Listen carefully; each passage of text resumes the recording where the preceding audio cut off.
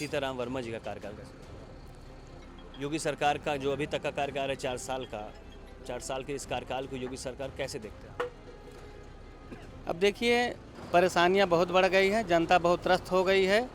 अब आने वाले समय में जनता अपनी बात चुनाव के माध्यम से पहुंचाएगी। कि अगर मान लीजिए सरकार भाजपा की ना होती, एनडीए की ना होती, समाजवादी पार्टी सरकार का हिस्सा होती, तो आपको लगता है कि ये चीज़ें और अच्छे से व्यवस्थित हो सकती थी? और कैसे कैसे करते आप मैनेज? देखिए, जहां तक ये जो पूर्व विधायक रहे सपा के संतोष पांडे जी, उनका काफिला, उनकी कद्दावर छवि, उसके आगे आप कैसे टिकेंगे? बाजीगर वर्मा का एक नाम बहुत चर्चा में आता है। लम्बो विधानसभा के इस क्षेत्र में वो थोड़ा सक्रिय भी दिखते हैं, उनको भी आपको पीछे करना होगा टिकट के लिए। अब देखिए, यूपी विधानसभा चुनाव 2027 की तैयारियों को लेकर अभी से सरगर्मी बढ़ती दिख रही है। उम्मीदवार बनने की उम्मीद लिए कई नेता अपनी अपनी विधानसभा में जनता दर्शन कर रहे हैं।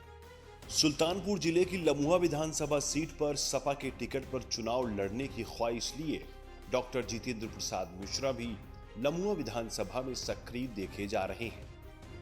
डॉक्टर जितेंद्र मिश्रा को उम्मीद है कि पार्टी उन्हें टिकट देगी और वो जीतकर विधानसभा पहुंचेंगे। डॉक्टर जितेंद्र प्रसाद मिश्र समाजवादी पार्टी की शिक्षा सभा के प्रदेश उपाध्यक्ष हैं। न्यूज़ बुक 24 ने उनसे बात की और उन्होंने अपनी सपा से दावेदारी को लेकर क्या कहा, सुनिए इस वीडियो में। मेरा नाम है डॉक्टर जितेंद्र प्रसाद मिश्रा, प्रदेश उपाध्यक्ष समाजवादी शिक्षक सभा, प्रभारी अयोध्या मंडल।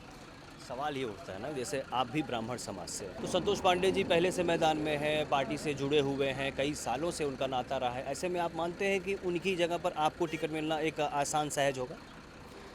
अब जहाँ तक मेरा मानना है, लोकतंत्र में सबको अपनी बात रखने का अधिकार है। मैं अपनी बात रख रहा हूँ। टिकट देना ये राष्ट्रीय अध्यक्ष का काम है, जिसको देंगे वो लड़ेगा। और मैं संगठन से हूँ, अगर मुझे मिलता सारे लोग मेरी मदद करेंगे, अगर किसी और को मिलता है संगठन का होने के नाते मैं सबकी मदद करूँगा। बाजीगर वर्मा का एक नाम बहुत चर्चा में आता है। लम्बो विधानसभा के इस क्षेत्र में वो थोड़ा सक्रिय भी दिखते हैं, उनको भी आपको पीछे करना होगा टिकट के लिए। अब देखिए, टिकट देने का काम राष्ट्रीय अध्यक्ष का है, जिसको भी वो देंगे मैं उसके साथ रहूँगा। मुझे देते हैं तो सब लोग मेरे साथ रहेंगे। जनता अगर पूछे आपसे कि आप ही क्यों? अब देखिए, मैं समाजवादी पार्टी में बहुत समय से हूँ और मैं समाजवादी पार्टी के संगठन में विधानसभा उपाध्यक्ष, जिला उपाध्यक्ष, प्रदेश सचिव, प्रदेश महासचिव और प्रदेश उपाध्यक्ष के पद तक पहुँचा हूँ। तो संगठन के लोगों में भी एक आम चर्चा है, डॉक्टर साहब अब आप विधानसभा लड़िए, संगठन चलाते आपको बहुत समय हो गया। तो मैंने भी उस बात पर विचार करके और टिकट की दावेदारी लम्हुआ विधानसभा से किया है। तो आपको लगता है कि अच्छा, लोगों के बीच जाते हैं तो फीडबैक कैसा मिलता है? फीडबैक बहुत अच्छा मिलता है और सारे लोग पसंद करते हैं। वो चाहते हैं कि मैं मैदान में आ जाऊं, मुझे टिकट मिले, वो मेरे साथ मदद करके मुझे जो विधानसभा भेजने का काम करेंगे। अच्छा, एक फैक्ट ये है कि आप जिस क्षेत्र से आते हैं वहाँ पर तमाम विधायक अलग अलग विधानसभाओं से हैं, चाहे राजबाबू उपाध्याय जी की बात हो, विनोद सिंह जी की बात हो, सीताराम वर्मा जी की बात हो, राजेश गौतम तो खुद उधर से ही हैं। तो आप इसको एक लकी चार्म जैसा मानते हैं कि आप भी उसी क्षेत्र से तो विधायक बनना आसान है? नहीं, कादीपुर विधानसभा का जहाँ तक सवाल है, कादीपुर विधानसभा रिजर्व है। राजबाबू उपाध्याय जयसिंहपुर से चुनाव लड़ते हैं, उसी क्षेत्र के रहने वाले उसी क्षेत्र के रहने वाले हैं। वर्तमान में जिले में 4 विधायक, राजबाबू उपाध्याय जी, राजेश गौतम जी, विनोद जी और सीताराम वर्मा जी, ये सब अखंड नगर ब्लॉक के हैं और कादीपुर विधानसभा के हैं। आप मानते हैं ये लकी चार्म होगा आपके लिए? हाँ, लकी है जी। ऐसा ये देखा जाता है ना कि जैसे अभी जो पूर्व विधायक रहे सपा के संतोष पांडे जी, उनका काफिला, उनकी कद्दावर छवि, उसके आगे आप कैसे टिकेंगे? अब टिकने की बात नहीं है। आदरणीय राष्ट्रीय अध्यक्ष जिसको भी टिकट दे देंगे उसमें अपने आप बल आ जाएगा और सारे संगठन के लोग उसकी मदद करेंगे।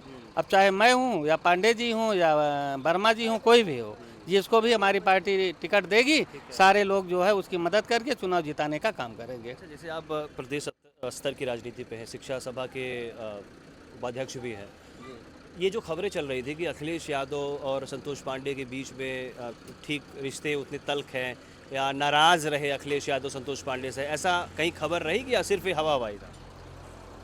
अब लोगों की अपनी अपनी विचारधाराएं हैं, अब इसके बारे में बहुत स्पष्ट नहीं, आप प्रदेश स्तर से जुड़े हुए हैं तो आपको कहीं भनक लगी थी ऐसा? अब मुझे तो कुछ नहीं लगा था। अच्छा, सब सामान्य चल रहा है। जी जी। पेट्रोल टंकियों पे, पंप पे भीड़ दिखाई दे रही है। आप सरकार की व्यवस्थाओं को लेकर, उस भीड़ को लेकर कुछ कहना चाहेंगे? अब अव्यवस्था बहुत ज़्यादा हो गई है।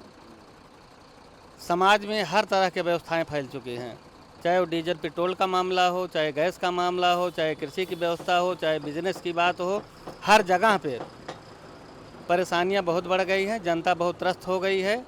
अब आने वाले समय में जनता अपनी बात चुनाव के माध्यम से पहुंचाएगी। हॉर्मुज स्ट्रेट या कह लें ईरान युद्ध जो चल रहा है, उसकी वजह सरकार कह रही है कि तेल और गैस तमाम चीज़ों का जो फ्लो है वो स्लो हुआ है। आप कह रहे हैं जनता जवाब देगी। अगर मान लीजिए सरकार भाजपा की ना होती, एनडीए की ना होती, समाजवादी पार्टी सरकार का हिस्सा होती, तो आपको लगता है कि ये चीज़ें और अच्छे से व्यवस्थित हो सकती थी? और कैसे कैसे करते आप? मैंने देखिए, जहाँ तक आपके प्रश्नों की बात है, समाज में जो भी राजा बनता है, राजा की जिम्मेदारी बनती है वो प्रजा की व्यवस्था ठीक तरह से करे। और वो हमारे राजा की व्यवस्था है कि प्रजा को ठीक तरह से देखें, ठीक तरह से उनकी देख रेख हो, खाने के बिना ना परेशान हो, डीजल पेट्रोल के बिना परेशान ना हो, गैस के लिए परेशानी उनकी ना बने। ये राजा की जिम्मेदारी होती है। बाकी विदेश नीति है, जो भी सत्ता में रहता है, राजा रहता है, वो अपनी नीति को ठीक तरह से भारत के पक्ष में रखता है, ताकि हमारी प्रजा को किसी तरह की कोई दिक्कत परेशानी ना हो। और अभी परेशानी है तो ये राजा की जिम्मेदारी है कि वो दूर करें, और राजा अपनी जिम्मेदारियों से अगर हटते हैं तो राजा का ही दोष माना जाएगा। योगी सरकार का जो अभी तक का कार्यकाल है 4 साल का, 4 साल के इस कार्यकाल को योगी सरकार कैसे देखते हैं? अब देखिए, इस कार्यकाल में बहुत सारी समस्याएं आई हैं। अब आप सभी लोग हमसे बेहतर जानते हैं, सभी लोग फील्ड में हैं, मैदान में हैं, और आप भी विधानसभा में घूम रहे हैं। सरकार के कार्यकाल की स्थिति तो आप देख ही रहे हैं। हर तरह की परेशानियां बढ़ी हुई है। परेशानी तो माफिया और क्राइम पे हमने रोक लगाई है, ये कहते हैं योगी सरकार कहती है। लगी है? अब दिखने में तो नहीं दिखता कुछ। हर चौराहे पर दिन में ही कोई आता है, शूट करके चला जाता है, और सरकार उसमें कुछ नहीं कर पा रही है। आखिरी सवाल ये है कि सीताराम वर्मा जी का कार्यकाल कैसे देखते अब इसको तो बेहतर जनता ही बताएगी। कितना विकास हुआ है, हैं? कितना विकास हुआ है, ये जनता से बेहतर कोई नहीं जानता है। संतुष्ट है इनके कार्यकाल से सीताराम वर्मा? अब मुझे तो कुछ ऐसा नहीं दिखता है कि जहाँ विकास की कोई बात दिखाई पड़ रही हो। मुझे तो नहीं दिख रहा है। आपने बात की, समय दिया, बहुत बहुत धन्यवाद आपका।